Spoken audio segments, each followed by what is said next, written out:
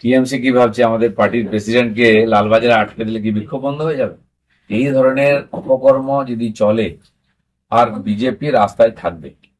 গোটা রাত আমাদের কর্মীরা বাইরেও বিক্ষোভ দেখিয়েছেন এবং বিক্ষোভ চলবে। যে ধরনের ঘটনা ঘটছে পশ্চিমবাংলায় দিনের পর দিন, গ্রামে গঞ্জে শহরে কলেজে ইউনিভার্সিটি স্কুলে, আমাদের মাথা নিচু হয়ে যাচ্ছে বাঙালি বলতে। তারপরে মমতা ব্যানার্জির মুখ বন্ধ, আজ পর্যন্ত কোনো স্টেটমেন্ট এলো না। কালীগঞ্জে যে মেয়েটি মারা গেল তার জন্য স্টেটমেন্ট দিলেন, কারণ সে মুসলিম মেয়ে ছিল। আজকে তার পার্টির নেতা নিজের পার্টির কর্মীকে নিয়ে গিয়ে দর্শন করছে কলেজের মধ্যে, আর মমতা ব্যানার্জি চুপ। তিনি রদ করছেন, ভেবেছেন জগন্নাথ দেব মাফ করে দেবেন এসবের জন্য। এই ধরনের দুর্ঘটনা, এই ধরনের ঘটনা পুরো সমাজকে নাড়িয়ে দিয়েছে।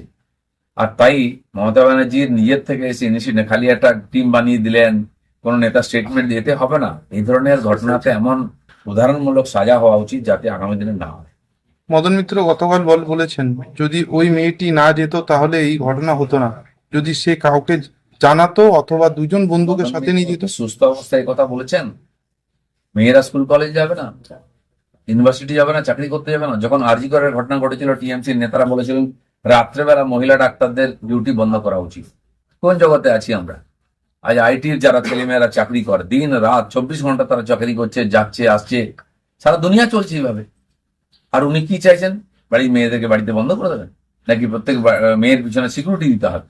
তার পার্টির নেতা নিজের পার্টির কর্মীকে ডেকে এই ধরনের ধর্ষণ করছে, আর ওনারা বোকার মতো স্টেটমেন্ট দিচ্ছেন। কল্যাণ ব্যানার্জি বলেন, আমি সম্পূর্ণ একমত নয়। তারা কি পরোক্ষভাবে সেই নেতাদের সমর্থন করছে যারা এই অপরাধীদের আশ্রয় দিচ্ছে? কল্যাণ ব্যানার্জি কমপক্ষে বোধোদয় হয়েছে, কমপক্ষে সময় এসেছে এই ধরনের অপরাধীদের যে পার্টি, সেই পার্টি থেকে নিজের সম্পর্ক দূর করুন, নাহলে সারা জীবনের যে কীর্তি সেটা নষ্ট হয়ে যাবে। কেউ কল্পনা করতে পারে পার্টির কর্মকর্তা পার্টির কর্মীকে ডেকে নিয়ে কলেজের মধ্যে ধর্ষণ করছে? একাধিক লোকের সামনে ভিডিও করা হচ্ছে। রক্ষী আছে ওখানে, সে কি জন্য আছে? সেখানে রিপোর্টিং করেনি, সেখানে পুলিশের কাছে যায়নি। দুর্ভাগ্যজনক আমাদের এটা, এই ধরনের ঘটনা দেখতে হচ্ছে। কালীগঞ্জে বোমাকাণ্ডে ধরা পড়লো 9, এখনো অধরা 15। কালীগঞ্জের বোমাকাণ্ডেও পার্টির টিএমসির নেতারাই যুক্ত। তার বুথ সভাপতি, তার ছেলে, সমস্ত সমাজ বিরোধীদেরকে পার্টির সঙ্গে যুক্ত করে আজকে ভোট জেতার চেষ্টা করছে টিএমসি। ফলে একাধিকবার এই ধরনের মর্মান্তিক ঘটনা ঘটছে। আর মমতা ব্যানার্জি একটা স্টেটমেন্ট দিয়ে নিজের দায়িত্ব শেষ করছেন, কোনোদিনই আর সাজা পাবে না। তাহলে টিএমসি পার্টিতে উঠে যাবে। গতকাল বুথ সভাপতি ও তার ছেলেদের পুলিশ গ্রেপ্তার করেছে। ব্যাস, এত চাপের ফলে গ্রেফতার করছে, কিন্তু সেই মিছিলে যারা ছিল সবাইকে অ্যারেস্ট করা উচিত, জেল ঢোকানো উচিত। কি করে এই ধরনের একটা জঘন্য অপরাধ হতে পারে সবার সামনে প্রকাশ্যে? মহিলা তার মেয়েকে নিয়ে বসে তার বোম মেরে দেবে রাস্তায়, এমন বিজয় মিছিল কি করে হতে পারে পশ্চিমবঙ্গে? দলের লোকেরাই বোম মেরেছে বলে পুলিশকে নিষ্ক্রিয় বলে মনে করছেন? ঠিক তাই, দলের লোকেরা যা ইচ্ছা অপরাধ করবে, পুলিশের হিম্মত নেই গায়ে হাত দেয়।